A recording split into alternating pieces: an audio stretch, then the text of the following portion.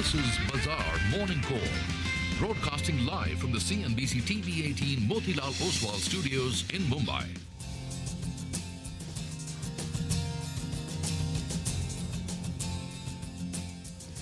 Good morning. You're with us here on a fresh new edition of Bazaar Morning Call. You're with us here, from the CNBC TV18 Motilal Oswal studios. It's a Wednesday morning, middle of the week. We are going to track markets and everything which comes with it over the next 2.5 hours. I'm Prashant, and with me, as always, my colleague Sonia and Nigel. Guys, hi, morning. Hi, good morning, Prashant. Good morning, Nigel. Morning.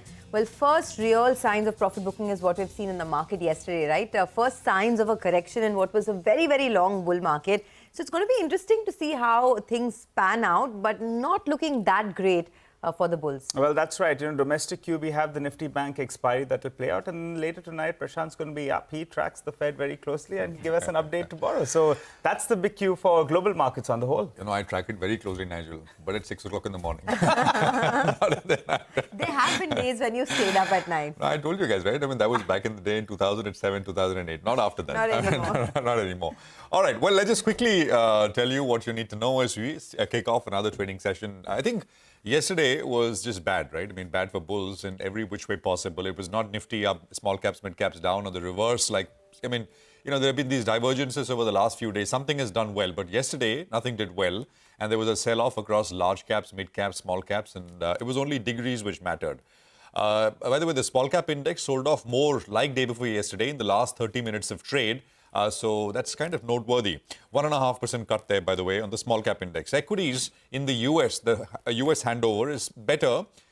But again, I said this on Friday morning, which is that, or rather Monday morning, which is not to take Friday's sort of move to heart. And I said this yesterday as well in the morning, that not to take the bounce on Monday in the US to heart. And it's been sort of correct, because all these moves, it's almost like the US is in a bit of a holding pattern before the next real moves comes. In a way, one of the deciders is perhaps going to be the FOMC meet outcome. That is tonight.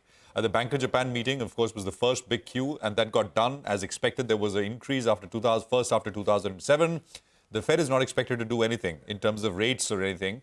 But could there be a hawkish surprise? I'm only putting that point on the table because if it happens, it is, in some corners expected, but widely it's not.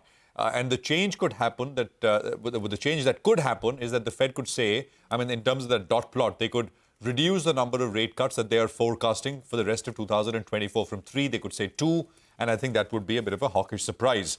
Well, we'll track that one. Now, 10-year yield, that was sort of moving up to about 4.35. That pulled back just a little bit, just around 4.3%, about a 3 basis point sort of drop off. The dollar continues to strengthen. The dollar index is up about 0.41%, and we left off at about 103.86. But we were just under the 104 levels even yesterday while we were on closing bell. One of the big reasons, of course, for the strength in the dollar has been the weakness in currencies like the Japanese yen. The Japanese yen, by the way, has weakened to above 151 to the dollar. The Australian dollar is another one. So, these are cross-currency moves, and it's consequently pushed the dollar higher, which is not great news for a market and emerging markets in general. Oil prices, they continue to be moving up. So another 0.5% move. We are above $87 a barrel. Yesterday, for example, we put out that view from Morgan Stanley. They're calling for oil at about 90 on Brent a little later in the year. Now, just to circle back and tie all of this in terms of levels, Nifty finally closed below the 40-day exponential moving average. That's point one. So far, for the last 4 days, Nifty was defending 21,900, 21,860, and it was also defending the 40-day exponential. We did not have a close below it. Yesterday, we finally did. Just one glimmer of hope, right? This is a simple intermarket divergence. Nifty made a lower low, but none of the other indices, you look at the Nifty Bank, you look at the mid-cap index, small-cap index, they have not made a lower low, right? And could you read that as a positive? Yes, but you need price action to tell you that in some way. And how will we know? You track the hourly averages. The 20-hourly average on the Nifty is 21,950. You got to get to at least that before you start to think about a bigger bounce. Markets are oversold. RSI, I checked this morning on the Nifty, is about simple. Daily RSI is about 40. So there is a bounce lurking somewhere, but 21,950, I think that's the first level the Nifty needs to get to.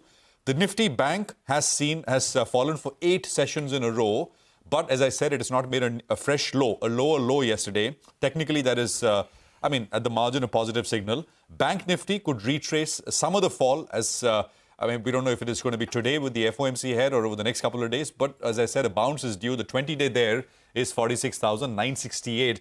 For the Nifty Bank, that's the first level to kind of cross before we talk about further levels here. The GIFT Nifty will come up on your screens, and I think that is indicating about a 40-odd point higher start. Sonia. Oh, absolutely. So, a couple of things, right? As you mentioned as well, this is we are seeing a little bit of profit taking, and this is perhaps the first real signs of a correction in what has been a very, very strong bull market. That's something that you need to keep in mind, that maybe the texture of this market has now turned from a buy on dips to a sell on rally.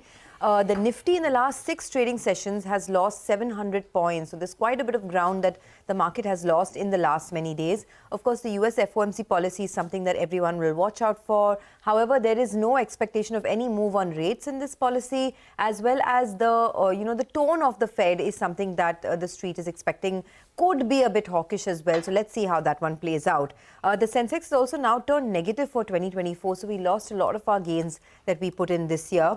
The support of 21,900, that was a support earlier, that could perhaps now become a resistance for this market. So keep an eye out on this level, 21,900. But there has been quite a bit of buying, so that's interesting. DI has bought about 7,500 crores in the cash markets. FI has as well bought about 1,400 crores in the cash markets.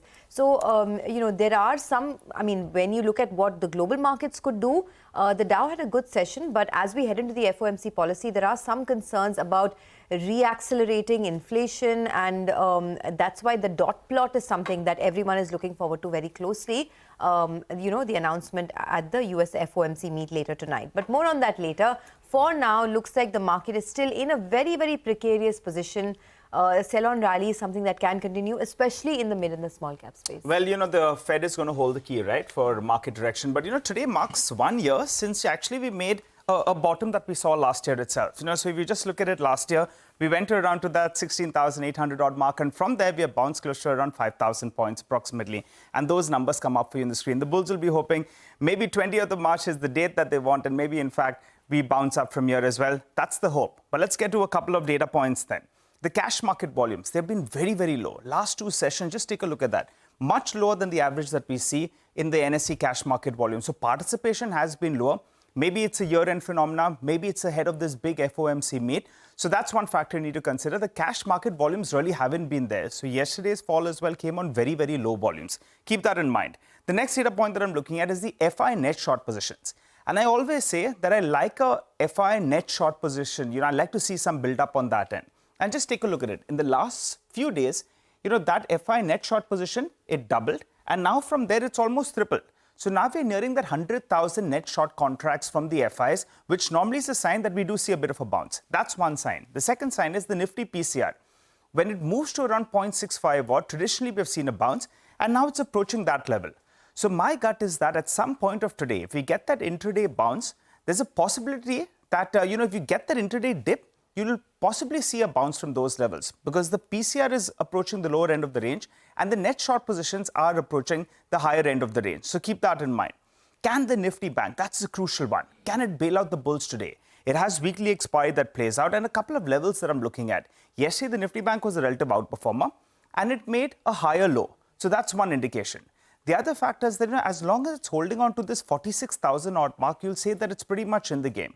Because you have crucial technical support levels at this mark. The 100 DMA as well as the 50 DMA, that's in that vicinity. So you wanted to defend that 46,000 odd mark. The Nifty Bank for me holds the key in today's trading session. And looking at the options data as well, the bears are feeling quite confident that they can defend that 46,700 odd mark, which sometimes gets them stuck on the wrong side. Very quickly, let's go to the Nifty options data as well. There's call writing that's come into play, which explains why we have seen the PCR come down to around that 0.73 odd mark. Aggressive call writing is what we saw in yesterday's trading session. So the GIFT Nifty is suggesting that we see a bit of a bounce to kickstart trade. I think if you get an intraday rally, you'll want to trail your stop losses and maybe look to buy into the Nifty because of two factors. One is the FIs are getting to the extreme end in terms of net short positions and the PCR has moved to the lower end at around 0.73. So let's see how this goes.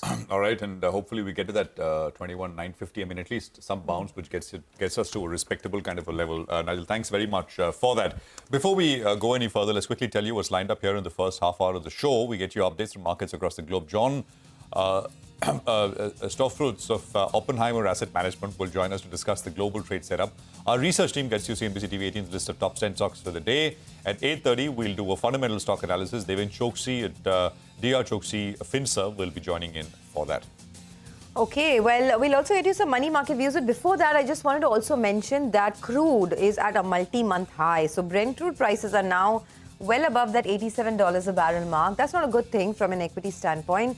So just keep tracking that action as well. 87.1 now on Brent. But let's get you some money market views for the day. Kunal Sudhani of Shinhan Bank says that the US housing starts and the building permits from February beat expectations.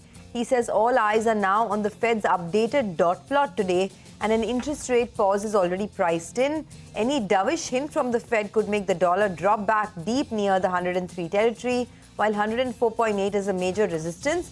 For the dollar INR, Kunal says 82.90 acts as a support, while 83.10 is a resistance. Neeraj Gambhir weighs in on the bond market. He's, of course, with Axis Bank. He says the India February CPI came in lower at about 5.09%, lower than previous print of 5.1%. SDL auctions for an aggregate amount of 50,000 odd crores saw good demand, with 10-year yield cutoff coming in at about 7.46 to 7.48%. On the global front, he adds, Bank of Japan ended negative interest rates and scrapped the yield curve control program at its latest monetary policy meeting. He expects the 10-year here to trade between 7.05 and 7.15%, with the FOMC meeting providing further cues. Okay, so the market will definitely be in limbo ahead of the FOMC meeting. No major trend expected.